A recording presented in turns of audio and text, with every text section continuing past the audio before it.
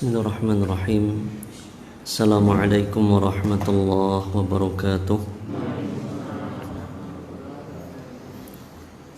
Alhamdulillah hamdan katsiran thayyiban mubarakan fih kama yuhibbu rabbuna wa yardah, wassalatu wassalamu ala nabiyyina Muhammadin wa ala alihi wa ashabihi wa man tabi'ahum bi ihsanin ila yaumiddin. Allahumma la sahla illa ma ja'altahu sahla wa anta taj'alul hazna idza syi'ta sahla. Allahumma inna nas'aluka 'ilman nafi'a wa rizqan thayyiba wa 'amalan mutaqabbala. Amma ba'd. Para jamaah Masjid Nurul Rahman yang semoga dirahmati oleh Allah Ta'ala, kita bersyukur kepada Allah atas limpahan keberkahan, hidayah, serta nikmat dari Allah Ta'ala yang tiada mungkin untuk kita menghitungnya. Salawat teriring salam semoga senantiasa Allah limpahkan dan curahkan kepada kekasih kita, suri tauladan kita, baginda Rasulullah Muhammad sallallahu alaihi wa alihi wasallam, kepada keluarga beliau, kerabat, sahabat serta pengikut beliau yang istiqomah hingga akhir zaman. Amin. Pripun kabare Bapak Ibu, sehat sedaya? Alhamdulillah. Pun nyate napa dereng Bapak Ibu? Dereng. Napa mangke? Masya Allah. Alhamdulillah, pada hari ini kita masih diberikan kesehatan, kesempatan, kekuatan serta niat untuk melangkahkan kaki dan untuk menimba ilmu agama. Semoga apa yang nantinya kita pelajari ini bisa kita fahami, kita amalkan, kita ajarkan kepada keluarga dan masyarakat kita, sehingga menjadi ilmu yang bermanfaat. Amin. Para jamaah yang dirahmati Allah, pada kesempatan malam hari ini kita masih membahas tentang tauhid, tetapi karena ini adalah momen yang mulia, maka kita akan bahas terkait tauhid, khusus yang terkait dengan ibadah kurban. Jadi kita belum lanjut dengan kitab tauhidnya. Insyaallah pada pertemuan selanjutnya kita akan bahas hal-hal yang terkait dengan tauhid, dengan akidah, terkait ibadah kurban. Karena begitu banyak sebetulnya hal-hal yang perlu kita pelajari, kita resapi, kita hayati dari ibadah kurban ini. Bukan hanya sekedar nyembelih, sekedar kemudian motong dagingnya, tetel dan segala macam, kemudian nyate, tidak. Tetapi apa hikmah dan renungan-renungan di balik ibadah kurban tersebut? Tentu ada begitu banyak, namun karena waktu yang terbatas,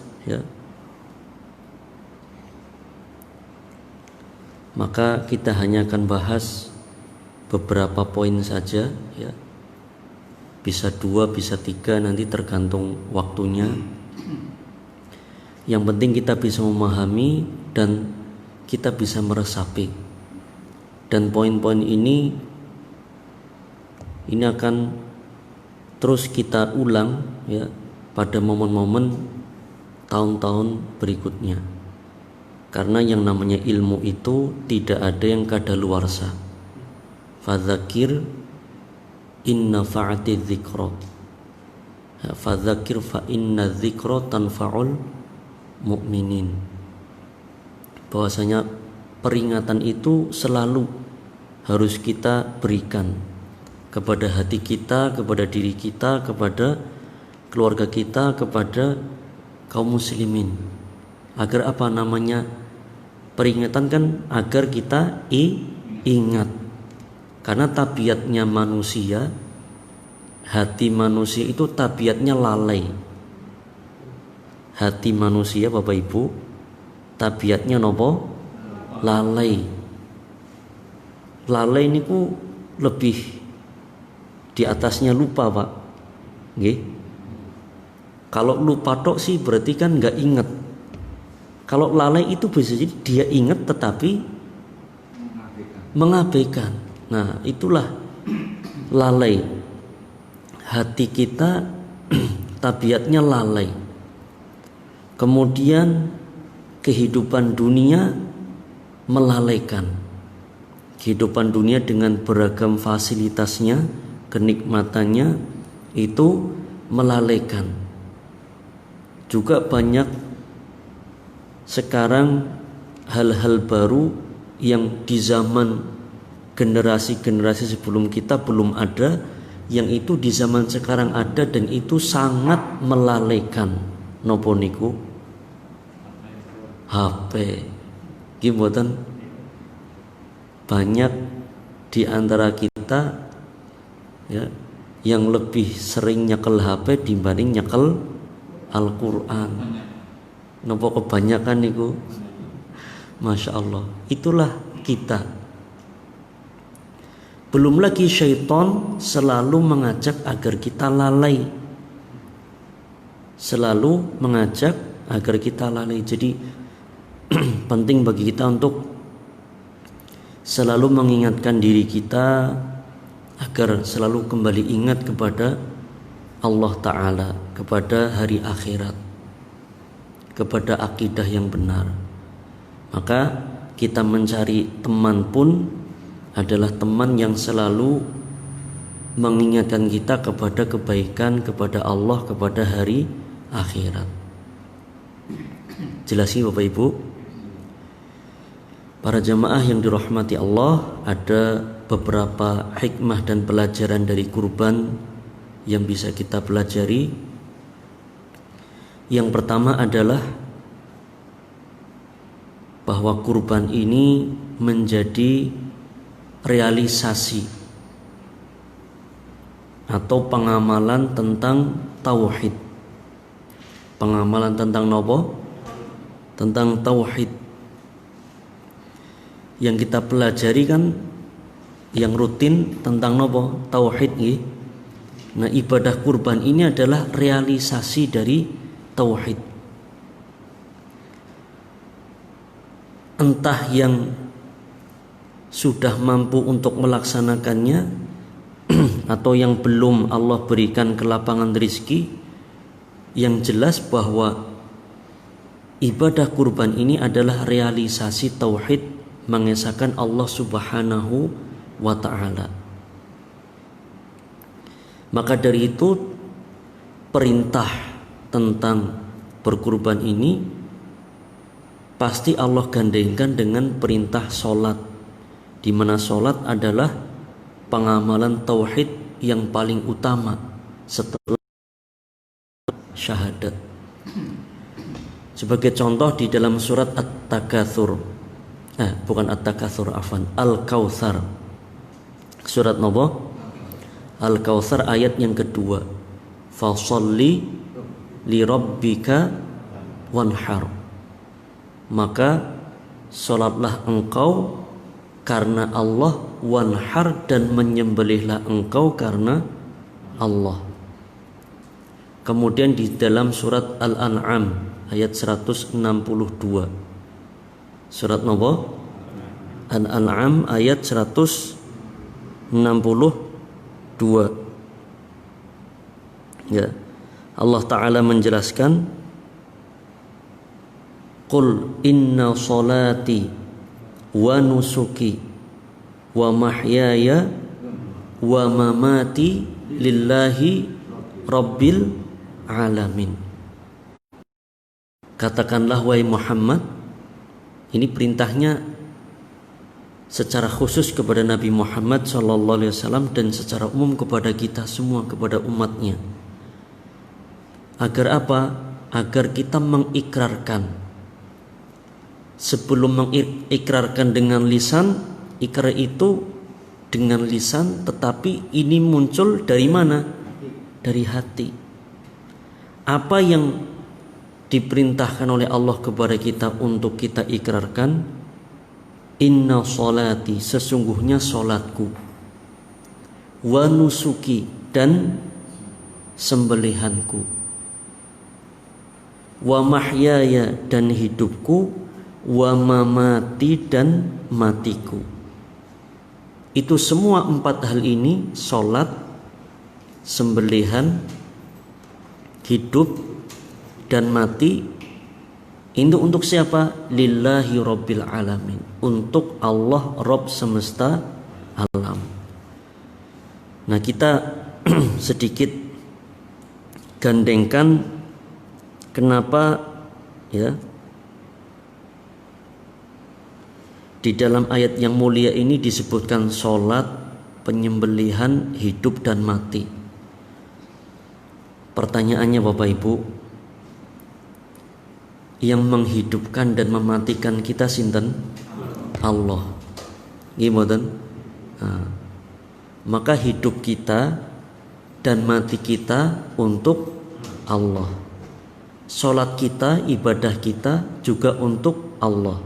Nusuk atau pengorbanan yang disimbolkan dengan menyembelih hewan itu juga untuk Allah. Di mana letak pentauhidannya? Kita mempersembahkan seluruh itu semua untuk Allah, mengesahkan untuk Allah, bukan untuk yang lain. Bukan untuk yang lain. Hidup kita Allah yang menciptakan kita, yang menghidupkan kita. Dan Allah pula yang memberikan rizki kepada kita sehingga kita bisa menjalani kehidupan ini sampai kita mendatangi ajal kita. Karena yang namanya rizki itu dikatakan oleh para ulama, arizku huwa ma taqumu bihi hayatu kulli kainin hayyin madiyan kana au ma'nawiyan. Yang namanya rizki itu adalah segala sesuatu yang menjadikan sesuatu itu hidup, bisa berlangsung kehidupannya.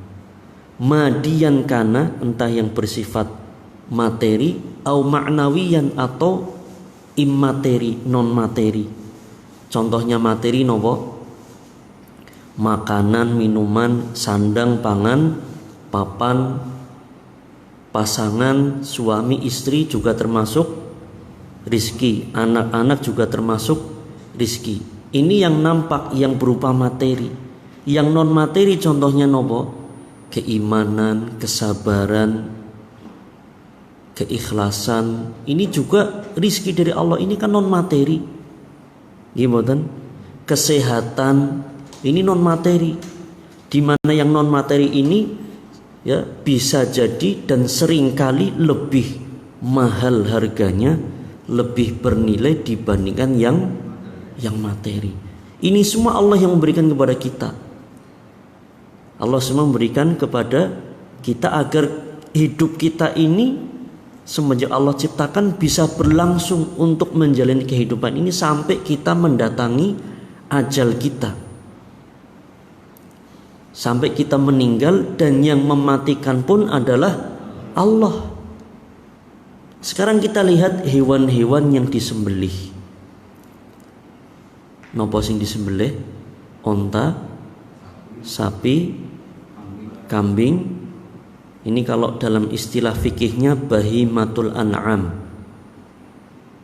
hewan ternak.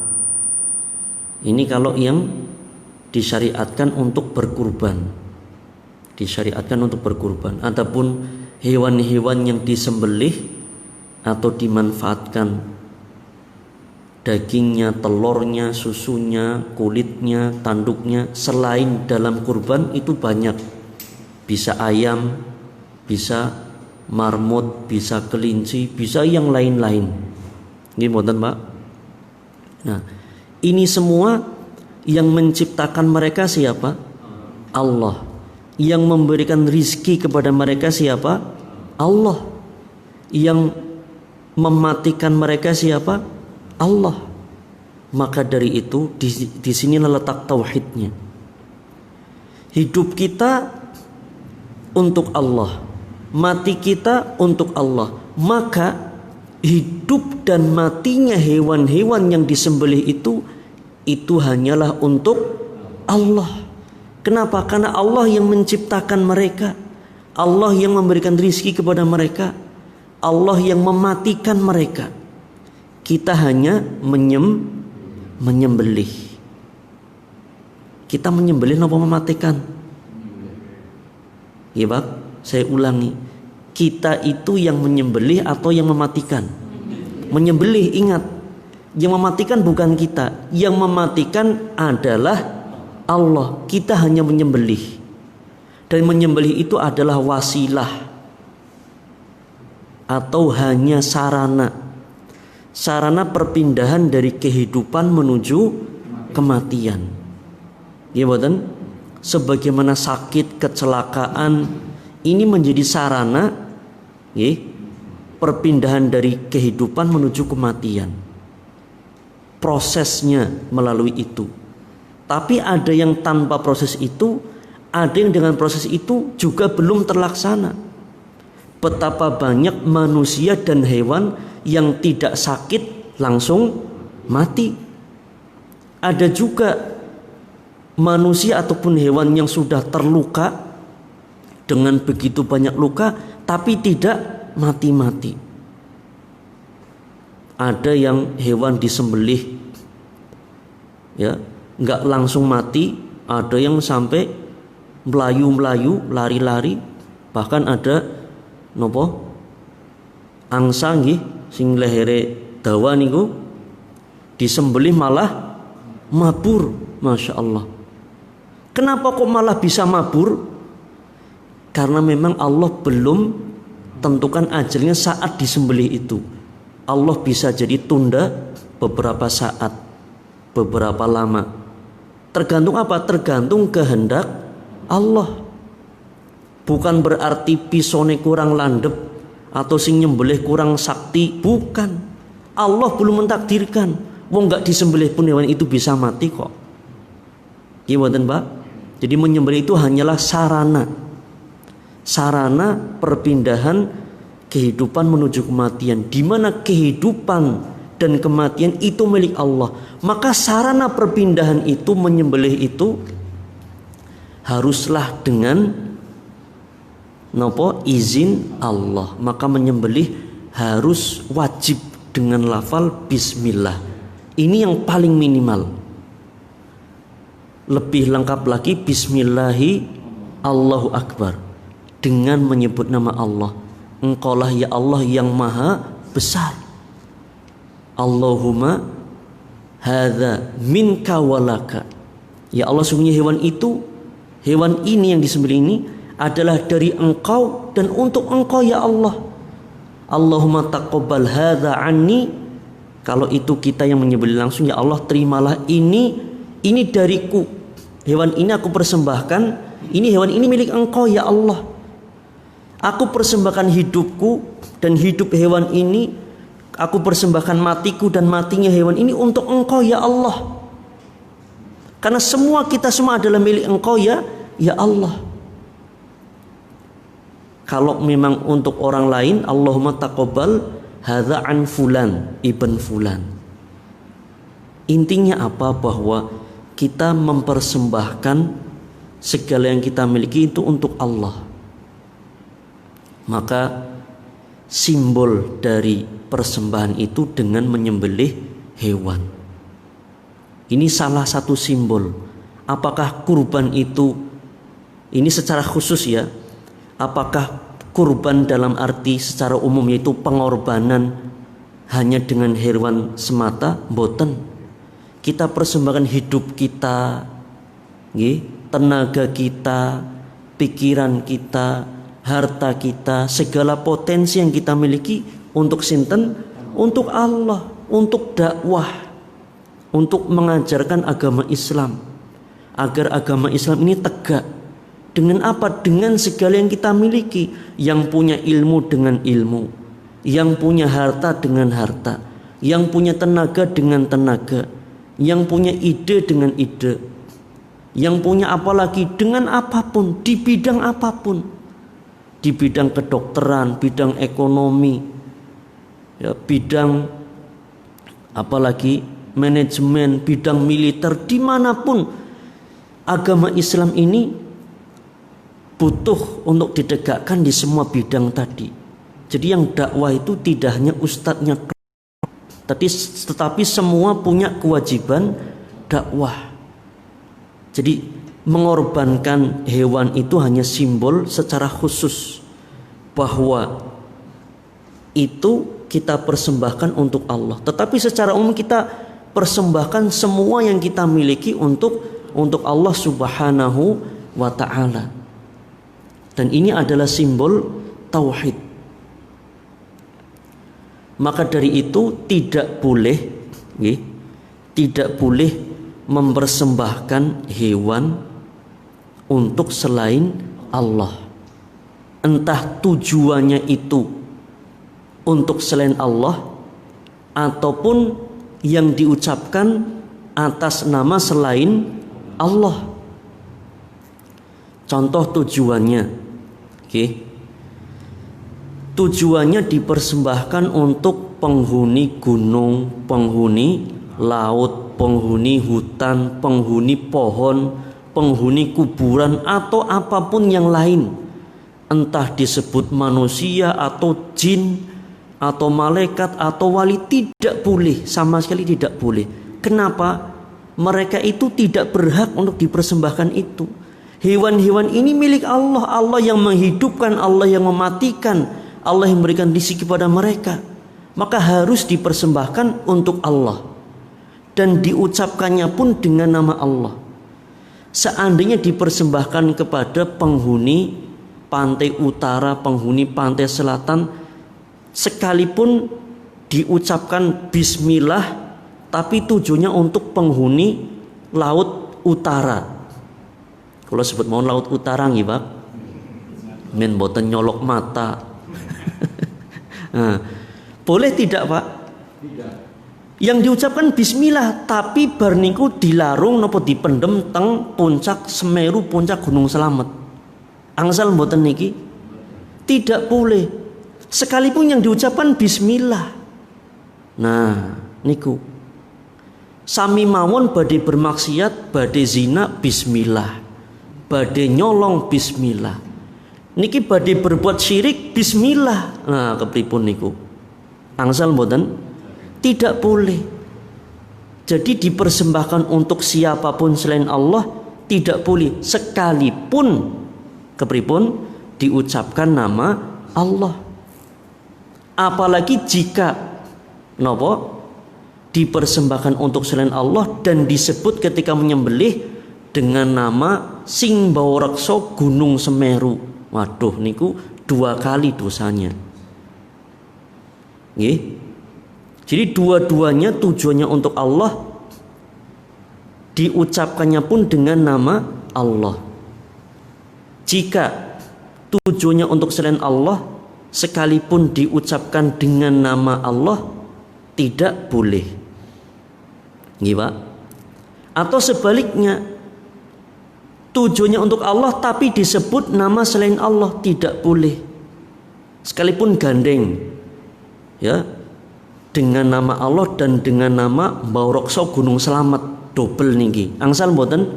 Tidak boleh. Ini belum tauhid. Tauhid itu satu, hanya milik Allah, hanya tauhid itu hanya mengesahkan Allah, menyatukan Allah, mengesahkan di dalam sembelihan. Jelas ya, Pak? Jadi dua-duanya hanya untuk Allah. Disinilah perbedaan orang-orang yang menyekutukan Allah di dalam sembelihan. Di dalam sembelihan.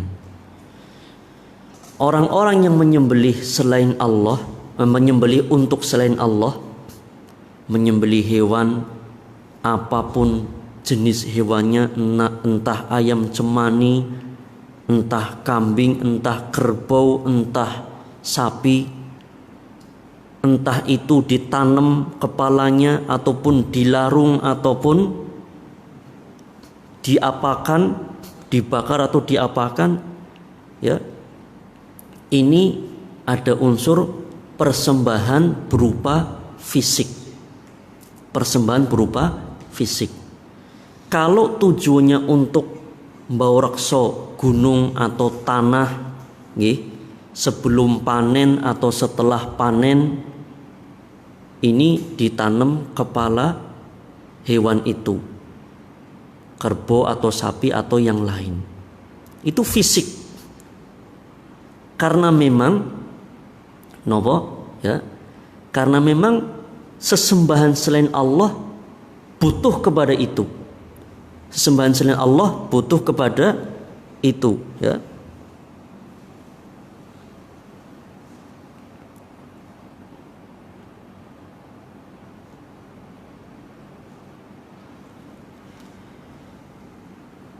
Allah Subhanahu wa taala tidak butuh kepada itu semua. Ya. Jadi ada yang mempersembahkan hewan-hewan berupa kepalanya ataupun yang lain, dan simbol biasanya dengan kepala. Ya. Maka yang dilarung atau ditanam niku nopone kepalane senes dengkile. Nek sing dilarung dengkile ya bukan sarung nggih. Nah, maka Allah bantah itu semua di dalam surat Az-Zariyat yang sering disampaikan oleh para penceramah, ayat 56, 57 dan 58. Allah Ta'ala menjelaskan, wa ma khalaqatul jinna wal insa illa liya'budun. Allah firmankan, tidaklah aku ciptakan jin dan manusia kecuali untuk menyembah aku, kata Allah. Menyembah itu, ya, beribadah, dan di antara bentuk ibadah adalah menyembelih. Ya, menyembelih hewan itu termasuk bentuk ibadah kepada Allah. Allah lanjutkan sebagai bentuk bantahan kepada orang-orang yang menyembelih selain Allah. Ma uridu minhum, aku, kata Allah, tidaklah membutuhkan dari mereka, dari manusia-manusia ini, min rizqin, dari rizki, wa ma uridu ayyut'imun, dan aku tidak butuh agar mereka memberi makan kepadaku. Allah tidak butuh rizki dari manusia. Allah tidak butuh diberi makan oleh manusia. Kenapa? Karena ayat selanjutnya Allah menjelaskan, innallaha huwar razzaq, karena sesungguhnya dialah Allah sang maha pemberi rizki, dzul quwwatil matin, yang memiliki kekuatan yang maha kuat, yang maha dahsyat. Allah pemberi rizki. Allah tidak butuh kepada kepala kerbau, kepada dengkilnya, kepada darahnya, kepada kulitnya. Tidak. Allah tidak butuh itu semua, ya. Maka, ya, di dalam ayat yang lain, yaitu surat Al-Hajj ayat 37, surat napa? Al-Hajj ayat sepinten 37, Allah Ta'ala menjelaskan, la yanalallaha luhu dima'uha, tidak akan, ya, sampai kepada Allah. Maksudnya yang sampai kepada itu, yang sampai kepada Allah itu bukan darahnya, bukan dagingnya, bukan kepalanya, bukan dengkilnya, bukan sampilnya, bukan. Tetapi yang sampai kepada Allah, yang Allah terima, yang Allah butuh.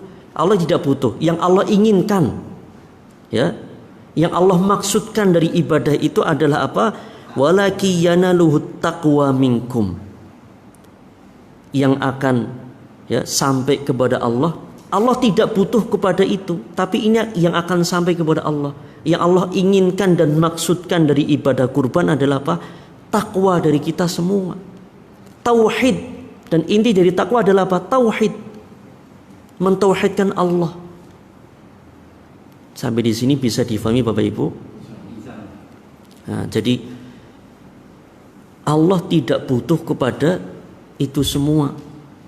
Darahnya, dagingnya mboten. Lawang habis kita beli kan kita makan nggih. Kita sate, kita rendang, dibikin macam-macam dan dibagi 3. Sepertiga buat sahibul kurban, sepertiga untuk ya kepada fuqara dan masakin, sepertiganya hadiah kepada orang-orang yang mampu. Atau bagaimana sesuai dengan apa yang disepakati oleh sahibul kurban dengan panitia kurban ya. Ini kan yang memanfaatkan kita semua, nggih mboten. Allah tidak butuh kepada itu semua. Yang Allah inginkan takwa dari kita, tauhid dari kita. Maka tidak boleh bagi kita kaum muslimin nggih. Hari ini 4 hari ini kan waktu penyembelihan nggih. 10, 11, 12, 13 Idul Adha dan 3 hari tasyrik. Hari-hari ini kita nyembelih untuk Allah, nanti ganti bulan, ganti waktu nyembelih untuk Mbau Rekso Gunung Selamet, untuk Mbau Rekso sinten Kali Serayu, untuk Mbau Rekso Laut Utara, Laut Kidul, Laut Wetan Lor. Jangan sampai. Jangan sampai. Mana kalimat bismillah Allahu Akbar yang kita ucapkan hari ini? Mana ucapan iyyaka na'budu wa iyyaka nasta'in yang setiap hari kita ucapkan? Jadi jangan tertipu dengan apapun yang diucapkan ketika menyembelih untuk selain Allah. Sekalipun yang diucapkan ketika menyembelih itu bismillah, tetapi jika dipersembahkan untuk selain Allah itu bagaimana? Tidak boleh. Dan itu dilaknat oleh Allah Subhanahu wa taala. Di dalam hadis yang sahih riwayat Imam Muslim dari sahabat Ali ibn Abi Thalib radhiyallahu anhu, baginda Rasul sallallahu alaihi wasallam bersabda, "Wa la'anallahu man dzabaha li ghairillah." Dan Allah melaknat orang yang menyembelih untuk selain Allah. Siapapun atau apapun yang dipersembahkan selain Allah, entah untuk makhluk hidup seperti jin atau malaikat atau manusia berupa wali, nabi ataupun yang lain, atau benda mati, kuburan ya, pohon, keris ya, dipersembahkan hewan-hewan tersebut tidak diperbolehkan. Allah marah, Allah murka, dan Allah melaknat. Dan maksud dari laknat adalah at-tardu an rahmatillah, dijauhkan, ditolak dari rahmat Allah. Kalau seorang hamba dijauhkan, ditolak dari rahmat Allah, ini sangat berbahaya.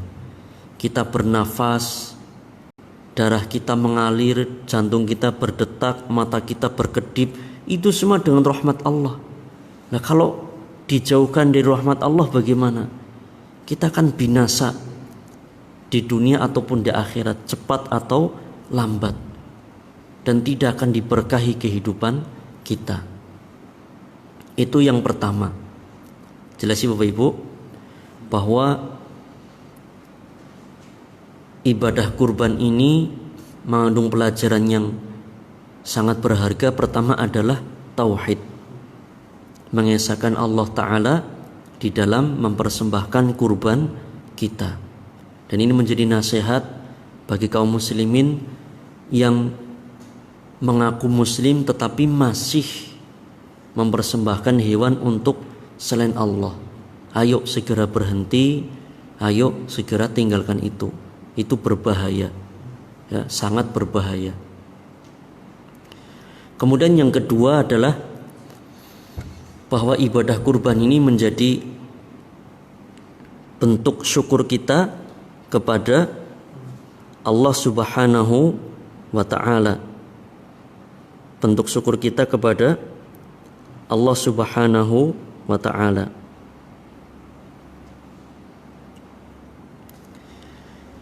Allah Ta'ala telah memberikan kepada kita hewan-hewan ternak dan segala hal yang ada di atas muka bumi ini ya, Dan Allah juga mensyariatkan ibadah kurban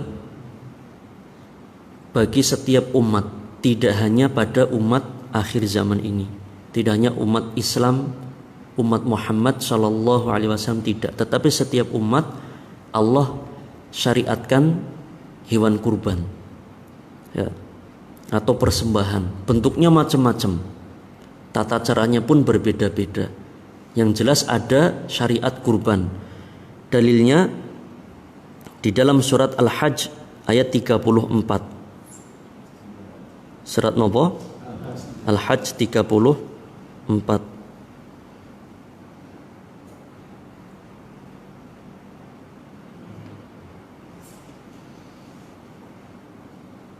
Allah Ta'ala menjelaskan, walikulli ummatin ja'alna mansakan, dan bagi setiap umat kami jadikan syariat penyembelihan.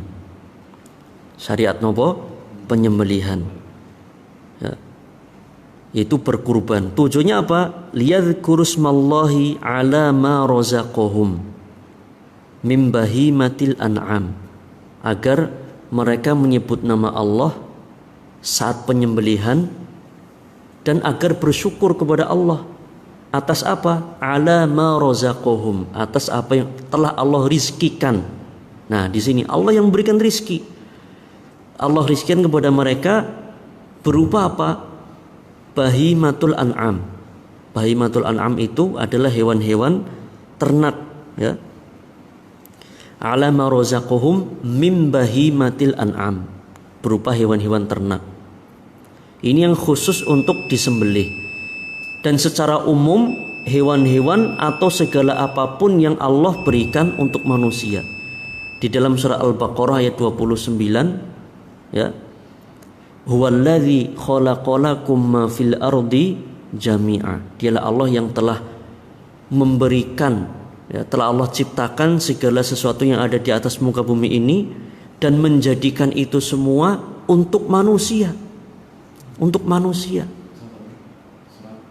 Surat Al-Baqarah ayat 29. Nah, kembali kepada surah Al-Hajj ayat 34, surat Nawa Al-Hajj ayat 34, Allah menjelaskan selanjutnya, setelah menjelaskan tentang syariat kurban, kemudian menjelaskan tentang rizki berupa hewan ternak, maka Allah jelaskan fa ilahukum ilahu wahid, maka sesembahan kalian wahai manusia adalah sesembahan yang satu. Falahu aslimu, maka hanya kepada Allah lah kalian berserah diri. Wabasyiril mukhbitin, dan berilah kabar gembira kepada orang-orang yang tunduk, orang-orang yang pasrah terhadap syariat dan ketentuan Allah Ta'ala. Nah, sedikit kita renungkan tentang makna syukur ini. Nah, ini renungan yang pernah kita sampaikan agar kita mengulang kembali, Pak. Kemarin atau tadi, mungkin yang ada yang nyembelih kemarin, ada yang nyembelih tadi, sempat nggak Pak, Bu, melihat mata hewan-hewan itu sebelum disembelih? Sempat boten? Boten nggih. Enggak, boten wani. Ada yang tidak berani, ya. Dan memang bagusnya memang ditutup mata itu. Tapi cobalah Pak, Bu, sejenak kita lihat mata hewan itu. Hewan itu nggak bisa bicara dengan bahasa kita, tapi mereka punya bahasa yang bisa mereka fahami di antara mereka. Nggih, mereka bisa ngomong enggak? Bisa, tapi dengan bahasa mereka, bukan dengan bahasa kita. Nggih mboten? Dalilnya apa? Nabi Sulaiman paham bahasa semut. Ya, udkhulu masakinakum, masuklah lubang-lubang kalian. Itu kan bisa difahami oleh Nabi Sulaiman.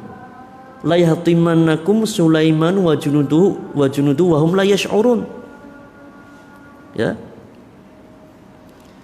Ini kan bahasa yang difahami oleh Nabi Sulaiman, tapi tidak difahami oleh kita. Mereka punya bahasa. Oke lah, kita nggak bahas itu. Ya, mungkin ketika mereka mungkin bahasa mereka tulung. Ketika mereka diikat emoh ki ora gelem berarti kan Pak. Yang kita pahami dari emoh kalau bahasa Cilacap nopo? Ora gelem. Nolak emoh, ora gelem dicekel, ora gelem dijiret. Nggih mboten. Seandainya kita paham bahasa mereka mungkin kita nggak jadi nyembelih Pak. Tulunglah nyong dikapak nangki, kudening pada ngapang ngrubungi nyong. Masya Allah kita sudah takut duluan nggih mboten.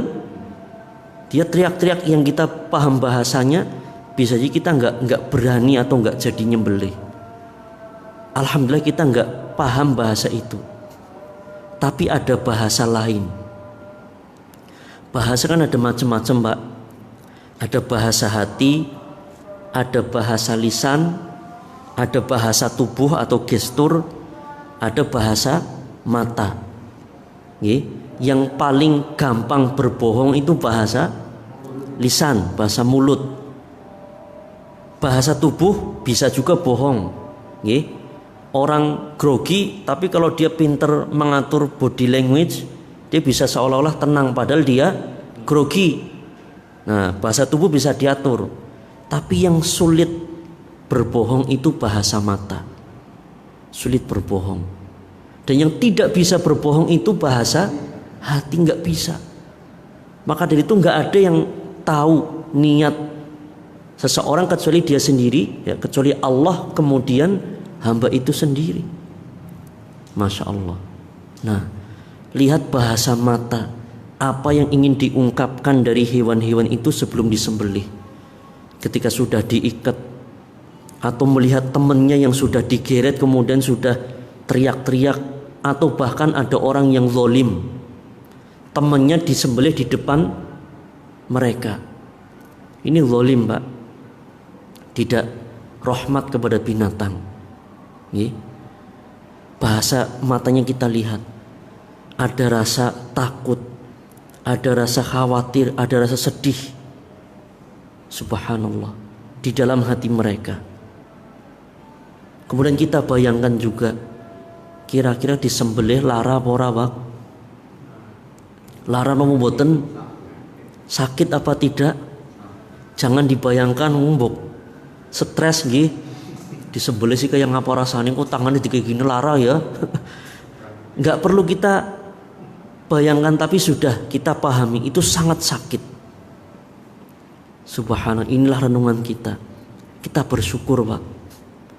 Kita bersyukur bisa menikmati rendang yang lezat, sate yang gurih, tanpa sedikit pun merasakan takut dan sakit yang mereka rasakan.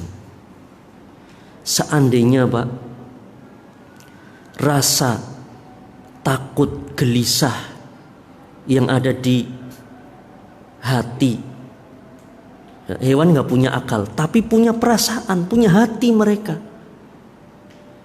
Rasa takut dan sedih yang ada di hati mereka Allah cabut, kemudian Allah bagikan kepada manusia yang makan, yang nyate, yang rendang, dibagi semua rasa takut dan gelisahnya.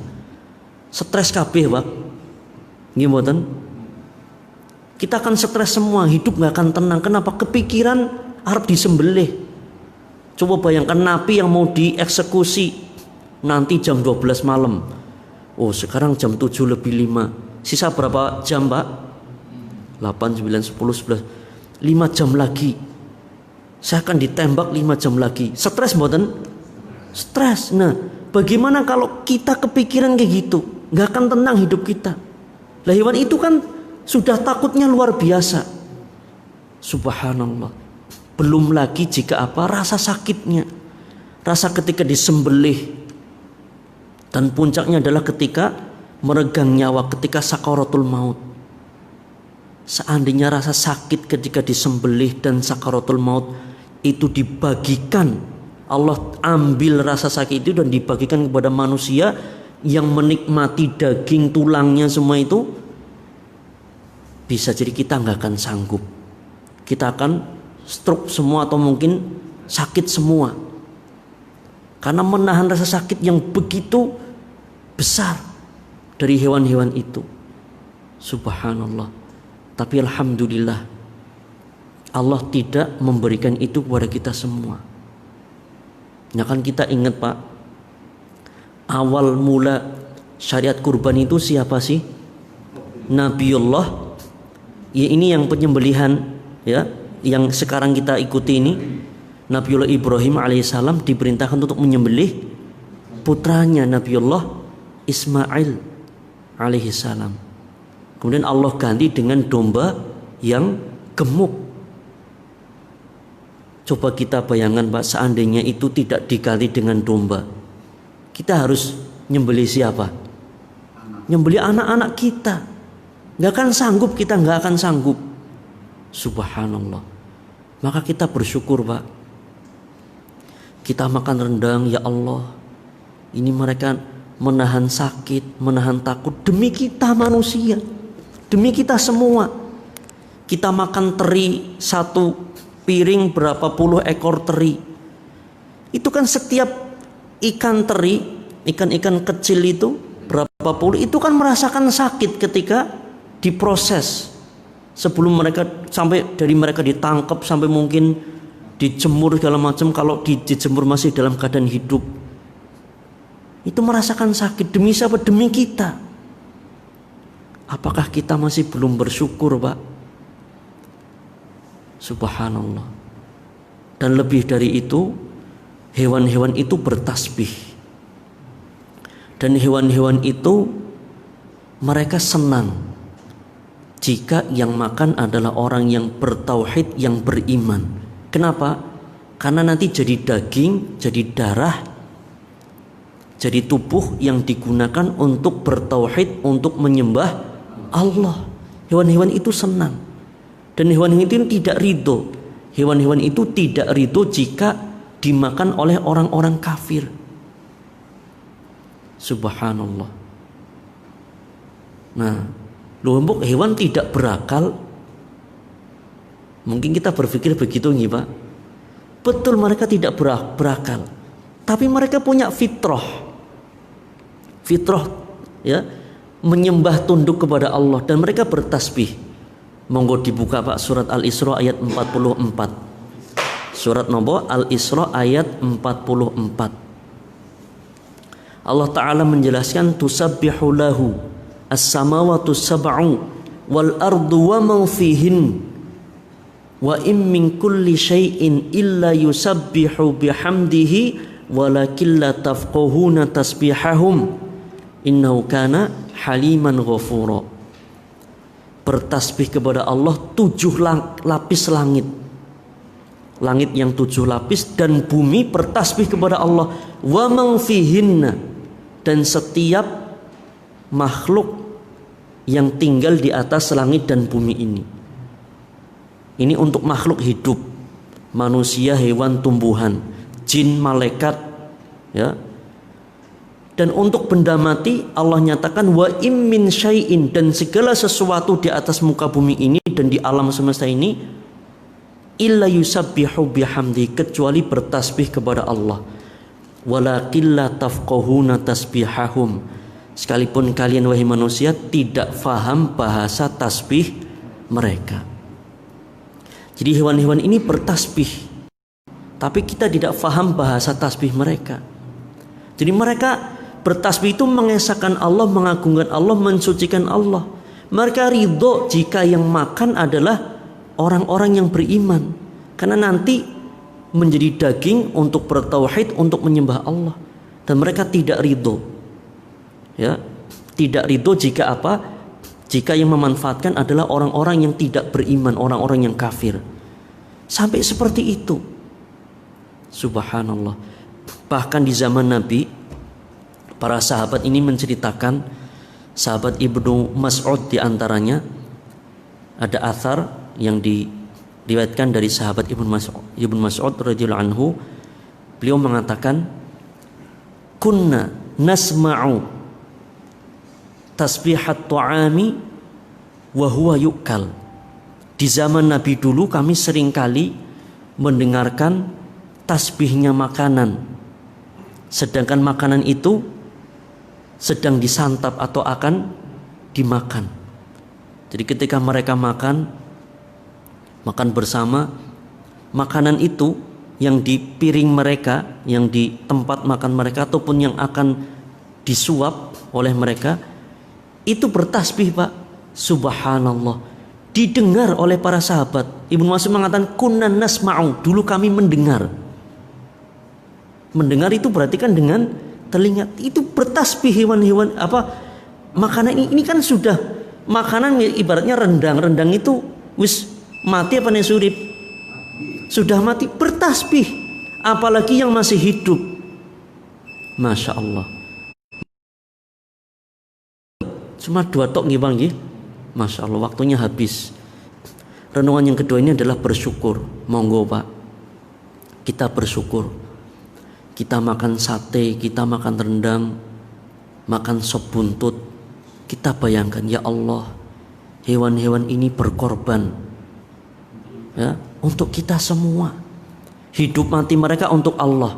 Tapi daging, ya, kulit dan segala hal yang fisik itu Allah berikan untuk kita.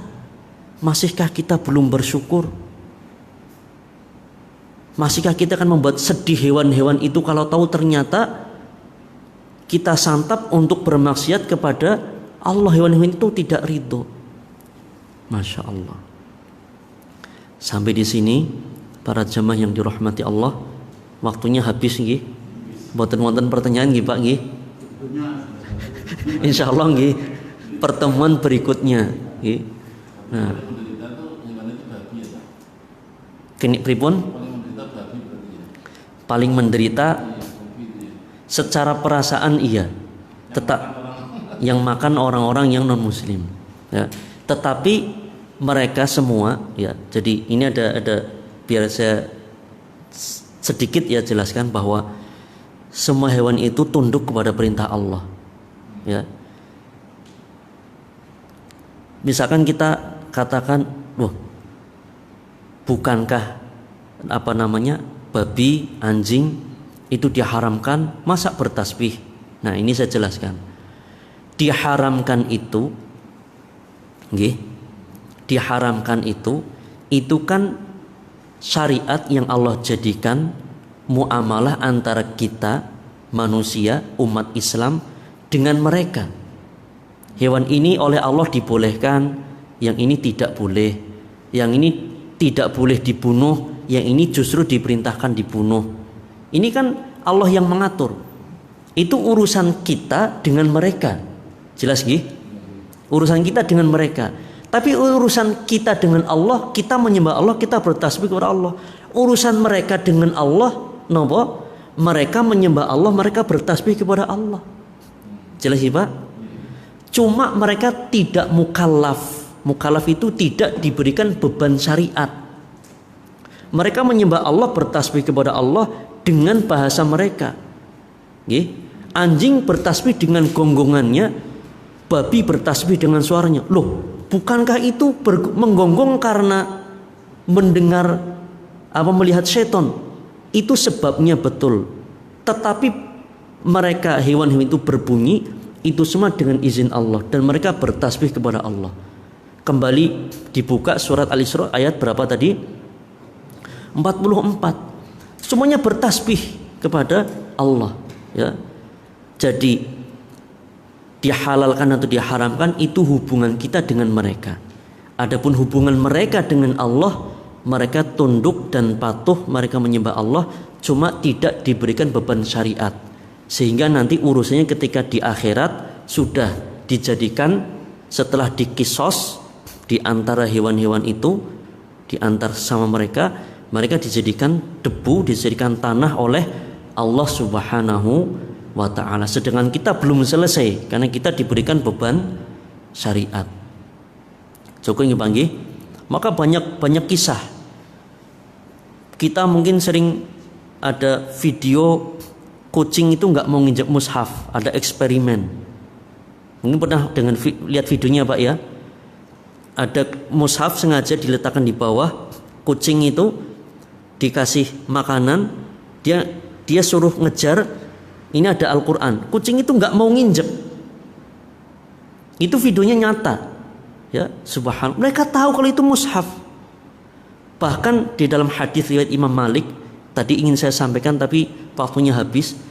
Itu dengan fitrah yang Allah berikan kepada mereka, ya, hewan-hewan itu tahu yang namanya hari Jumat. Hari kiamat terjadi hari Jumat. Hewan-hewan itu takut jika terjadi hari Jumat. Ketika matahari terbit pada hari Jumat, hewan-hewan itu takut. Ini saya bacakan sedikit omong nggih. Nah, ini. Tapi penggalanya saja, hadisnya panjang. Saya bacakan penggalanya saja. Ya, hadis riwayat Imam Malik dari sahabat Abu Hurairah radhiyallahu anhu. Ini. Setelah menjelaskan tentang hari Jumat, apa Nabi menjelaskan? Wa ma min dabatin illa wahiya musikhatun yaumal jumu'ah min hini tusbihu hatta tatlu'a syamsu syafaqan minas sa'ah illal jinna wal insa. Niki Pak, artinya bikin kita merinding Pak. Nabi menjelaskan hari Jumat adalah hari diciptakan Nabi Adam, dimasukkan surga, di dalam surga. Dan hari Jumat itu adalah terjadinya hari kiamat. Nah, kemudian Nabi menjelaskan, dan tidaklah setiap makhluk melata di atas muka bumi ini, yaitu hewan-hewan, kecuali mereka memperhatikan ketika matahari terbit pada hari Jumat.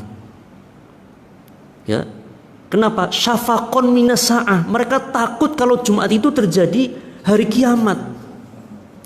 Jadi hewan itu tahu hari tidak? Ini hadisnya benar. Ya, hadisnya benar dan wajib kita percayai. Hewan-hewan ini tahu hari. Kita yang sering kelalen, kita Jumat nopo Kamis. Gimana? Nah, loh, hewan kan tidak berakal. Itu bukan dengan akal, itu dengan fitrah mereka. Allah berikan fitrah. Kalau bahasa kitanya insting, tapi bahasa apa? Syariatnya adalah fitrah. Dengan fitrah ini mereka tahu. Bahasa Indonesia nalar. Bahasa baratnya insting. Ya, bahasa syariatnya fitrah. Mereka tahu. Illal jinna wal ins, kecuali jin dan manusia dina Jumat pada baik. Niku Pak, hewan takut ketika matahari itu terbit hari Jumat. Takutnya apa? Takut mbok-mbokan terbitnya dari barat.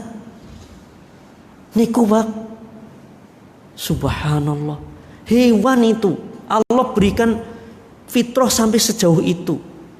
Mereka bertasbih, mereka tunduk, dan mereka tahu kalau nanti terjadi hari kiamat dan hari Jumat. Kecuali jin dan manusia. Niku Pak. Jadi kalau kita pelajari Quran dan hadis terus lebih mendalam, ternyata alam di sekitar kita tuh nggak cuma yang nyata, tetapi mereka subhanallah di balik itu ada hal-hal yang banyak yang belum kita ketahui. Ya, subhanallah. Cukup dilin nggih Pak nggih, ora rampung-rampung nih. Kita akhiri sampai di sini. Pun mboten wonten sing takon nggih Pak. Ngoro rampung-rampung. Kita akhiri, kita tutup dengan doa kafaratul majelis. Subhanakallahumma bihamdik asyhadu an la ilaha illa anta astaghfiruka. Mohon maaf atas segala kekurangan. Semoga bermanfaat dan semoga menambah keimanan dan tauhid kita. Ya. Wassallallahu ala nabiyyina Muhammadin wa akhiru da'wana alhamdulillahil alamin. Wassalamualaikum warahmatullahi wabarakatuh.